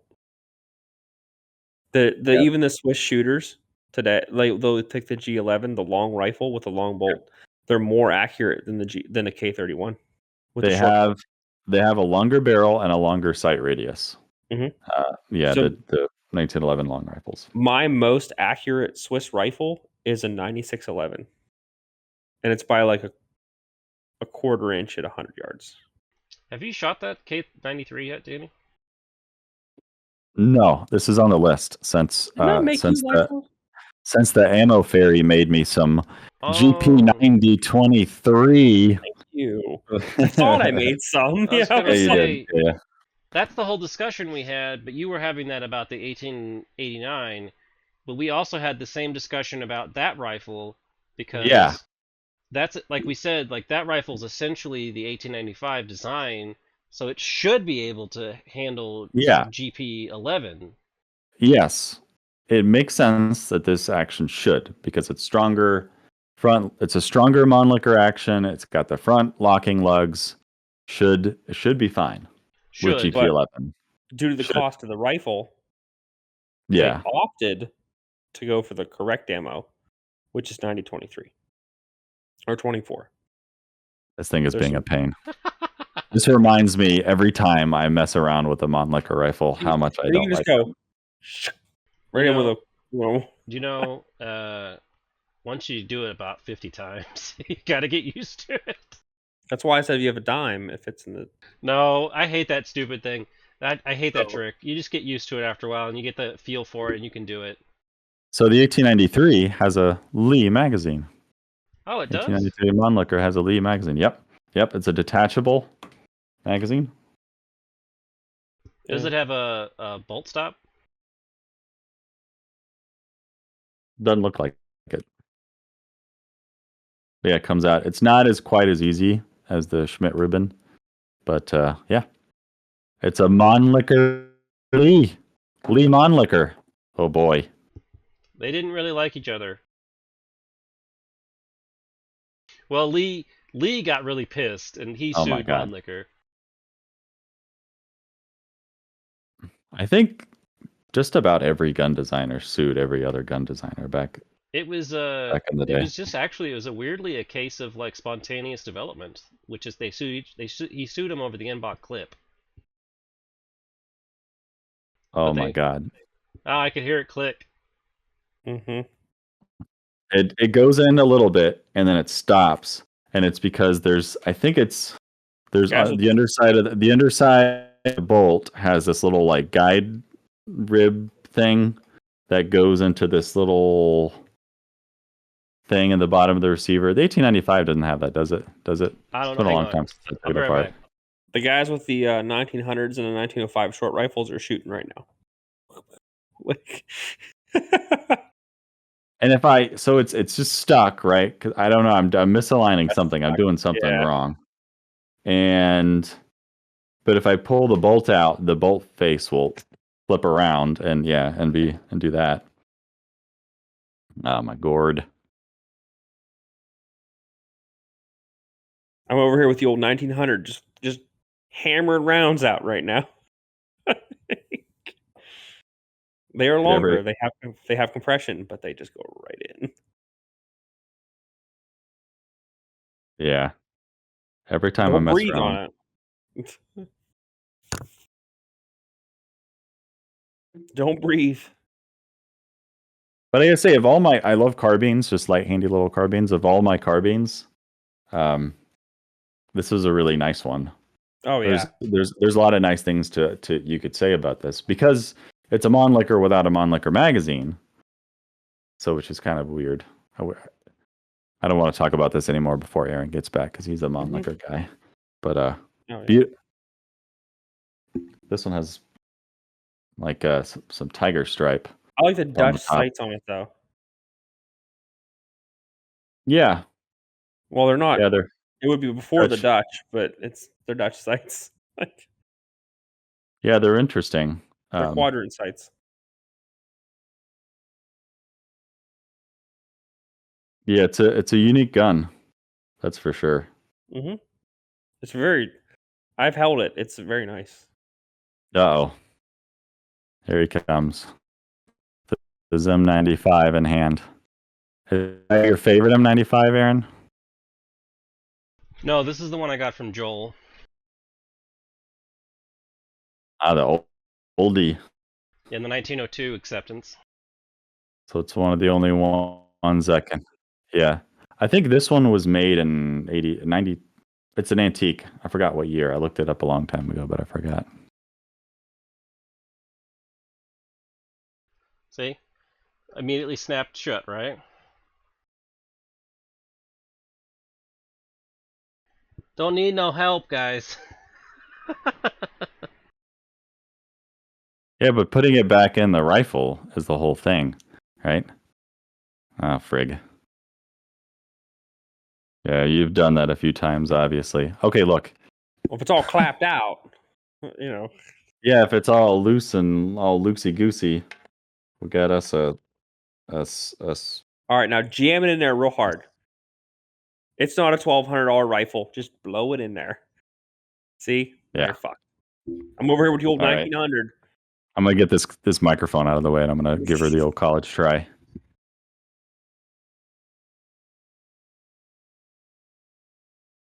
For those Can't of you hear you. at home, Aaron just blew off 5 rounds with that without touching the trigger. That's a feature.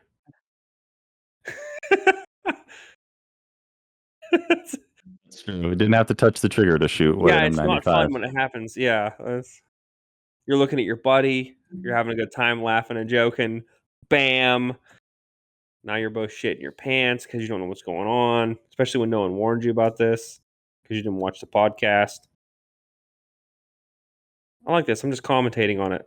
Danny right now is trying to jam a bolt into a rifle that costs like $1,300. He's so It just stops. It just go.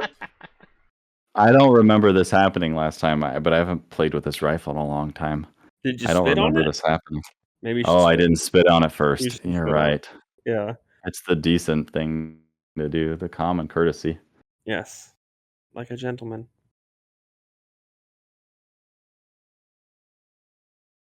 I really feel like I'm commentating right now. This is great. So, what everybody's talking about, what he's talking about with the dime trick is if you have a really worn out bolt, then this will not stay like this.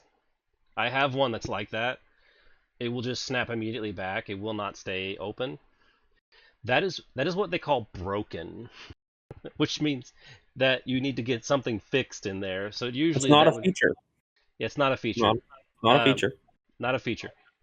So it should lock in place like this. Now it can immediately come loose Can. by just tapping it. It will come loose like it did, but you should be able to immediately open it and lock it back in place. See? And everybody's like, "Oh my God, your hands!" And I'm like, "I'm not that strong, guys." And it does bite into your hands if you don't do it. Oh! Danny got it.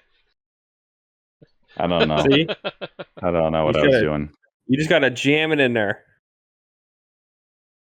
Like a college kid drunk on a Friday. Just This is Aaron. I just want you to know that this is what a numbers matching Monlicker feels like. Oh.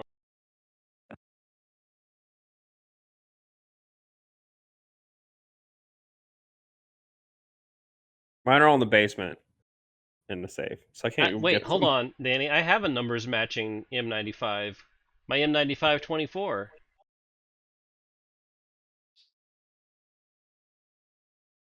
You're How many times was it rebuilt? Like 15? That's Yugoslavian. We don't talk about that. All the times then. The M95 24s were the first ones, okay? Not those basic M95 Ms. all right. So that was kind of a pain, right? To get the bolt. Bang it in There one we of the go. Swiss What? guns. Yeah. There we go. Why did you now take the magazine out? For dramatic effect. There he is. Yeah, Oh, just look so at I that. can do that. Oh, because that's that gun. It's But just see, so boring. You I know. I was Oh, talking about here, the let's K31. kill the action real quick. Wait, was that the K31? yeah, it's Yeah, this is. K31. It Oh, Oh has my aluminum goodness. handle. It's so oh so yeah. smooth. Wow, I didn't know straight pulls could feel so smooth.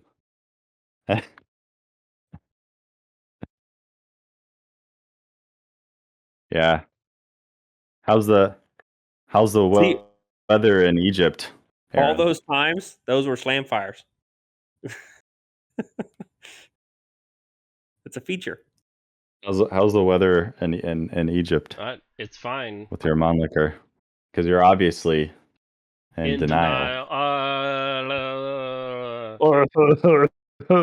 So Jared, this one doesn't make sense. So this rifle is an original Stutzen Mhm. in 8x52, 8x50R with 1902 acceptance with a matching barrel and receiver, but that's got a long rifle rear Long sight, sight on it. Yeah. not, and it's got a,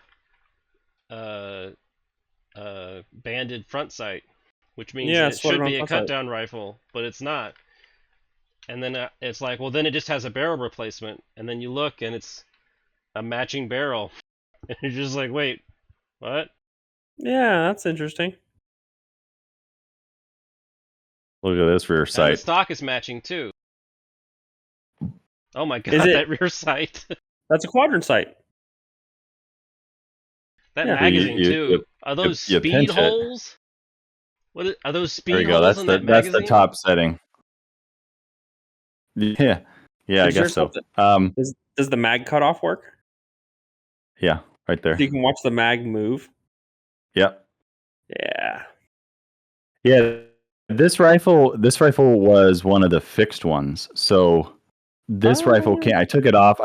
And stored it, but there's a little piece of metal that was made and it clamps onto the little mag cutoff where it keeps it in the on position where you can't push it up.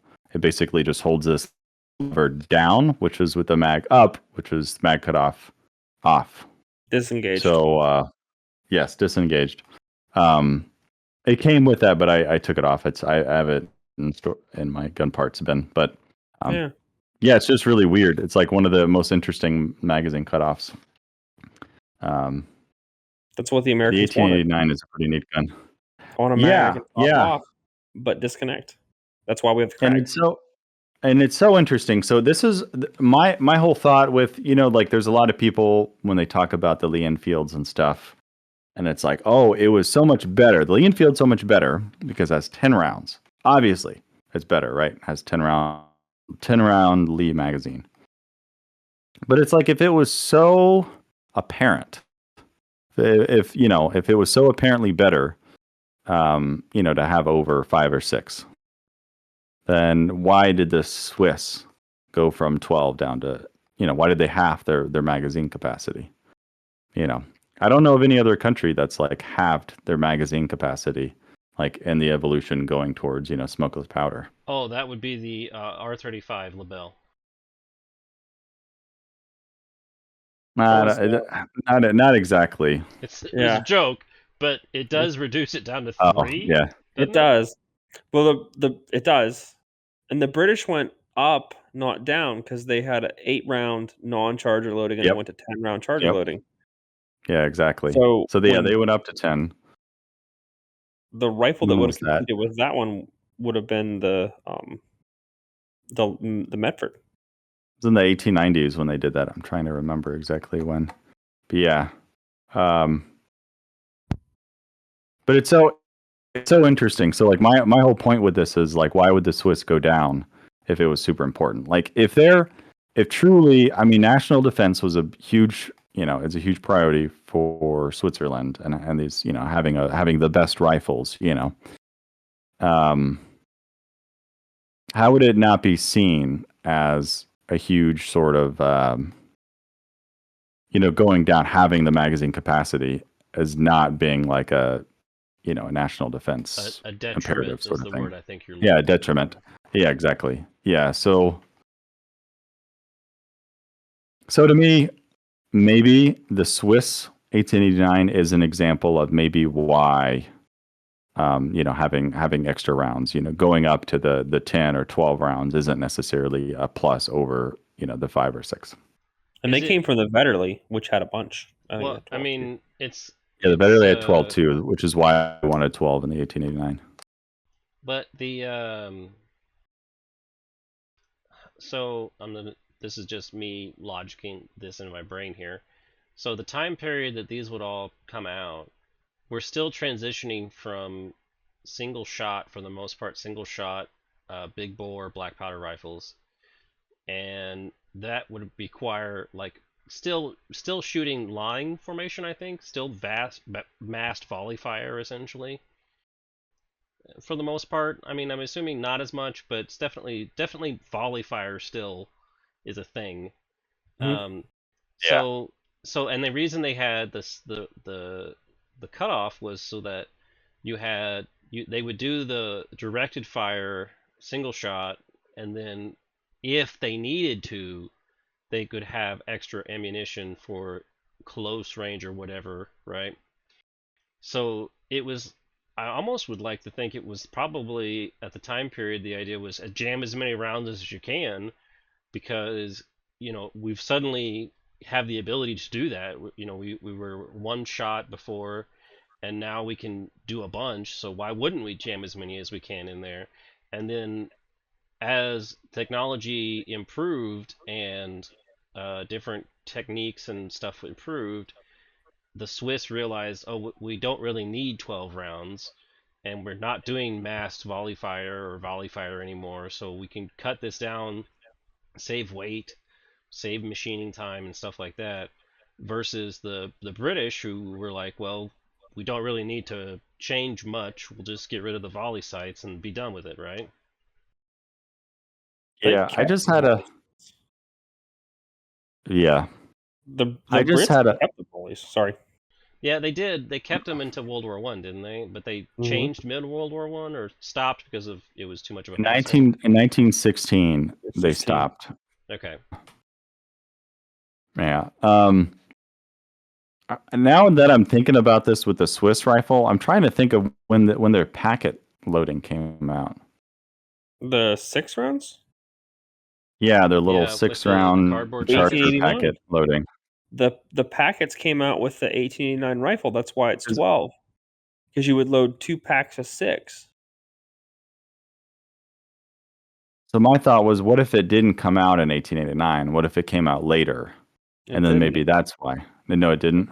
No, it came Mm. out because the packets. I can't those remember. packets are special for because all the packets work in all the guns. The only guns that are actually even a little different is actually the K31s. All K31s are cut for a stripper clip that was field tested, but they never adopted it. They kept the same packets. So 1911 long rifle. yeah, it'll take the same packet. That had And the it stripper clip. does it have the stripper clip cut? Yeah, the So 1911s had the stripper clip. they never adopted stripper clips. They always used a cardboard packet loading, and they always loaded them in 6 rounds. So the 6, that's why it's 12. You would load 6, then 6, and you're good to go. And then when they went to the 1880 1896, excuse me, I'm trying to think. Those are a 6 round box. So it's one packet, bam, load, go. Because there's really not a lot of time savings. Hey, Yeah. I'd like to keep talking, but one of my daughters just woke up, so Oh, yeah. are we wanting to wrap up soon? Because we're at an hour and 50. Yeah, it's like Oh, yeah. damn near midnight Yeah, we here. can wrap up. Yeah, Sorry, I didn't mean to cut us off like that. you're fine. It's okay. We can do more Yeah. visual stuff later on. Yeah. No, this is Yeah. a good first trial, I think. Yeah. Video trial round. More We'll visual see. Yeah. aids. If you're That listening to this, yeah, if you're like on Spotify or whatever listening to this and audio only, we apologize. This will be a lot more entertaining if you watch it on the YouTubes, and you'll have the video. Right, but I tried to talk enough that what I was talking about, you could still idea of what we're See. talking about. Yeah. So Cool. Well, thank you guys for. We didn't really have a topic. We just kind of were Yeah. left off. We just it was went kind off, of a test too. which is fun. so- Yeah, Yeah. yeah. I need a we new have some effing camera. we have some YouTube personalities lined up, right, to come on. Yeah, I've talked to a few of them. Haven't got any hard dates for them to come on. Yeah, I don't want to say their names No, not necessarily until if we they obviously end up get everything. ditching. But Yeah, we've reached out to yeah, some different. some bigger gun tubers and stuff. So yeah, it'd be cool. Maybe we can get some of them on in the future. We have some. This was kind of a last minute sort of podcast, but we have a list of Last minute. It was like Patreon members. 30 minutes before. Yeah. Yeah, this is kind of how we roll. I think people think we've had a lot more like thought behind these than we really do. Some of It's them we usually do, just but like, not all hey, of them. Yeah. yeah. This is So- one of those. But yeah, we have. So, if you're listening to the podcast, check out the YouTube channel. If you're watching the YouTube channel, be sure to like, comment, and subscribe. Ring that bell Oh, for goodness, notifications. yes. Ring that bell. Whatever. Ring that bell No, for notifications. Smash the like button. Yeah. Smash that like button, everybody. And Oh my goodness. we have a Patreon. Milsurp World has a Patreon, right, Danny? Yes. And a Yes, Discord. that is what Whoa, funds. Danny had a flashbang go off. That's what funds the no, I'm just doing that. That's what funded these webcams that you're seeing us on, except me, but I'm gonna have to get one now because this is a potato. Yeah. Oh, there It you go. was Send some quite mood lighting, Aaron. Yeah, there you go. Yeah, you're gonna have to have that lighting. I just set up my lighting in here. Like I have a red light on me, right? That's like off camera over there, and then I got lighting back here. This is a really dark room without my studio All lighting. right, I've got to go. So I appreciate everybody for coming on. Thank This you. is a good Yeah. first run, I think. Thank you. Yeah. Hopefully we'll see. Hopefully this will be better, more professional, Well, even more so. no. Hopefully, fingers crossed. Maybe. Maybe Well, less that's okay. chaotic, but Yeah. I doubt it. Yeah, but we're It's more like, hand motions. All right. yes. I don't know what to do with my hands. All right. Yes. Bye. Yeah. Bye, guys. Bye. See you.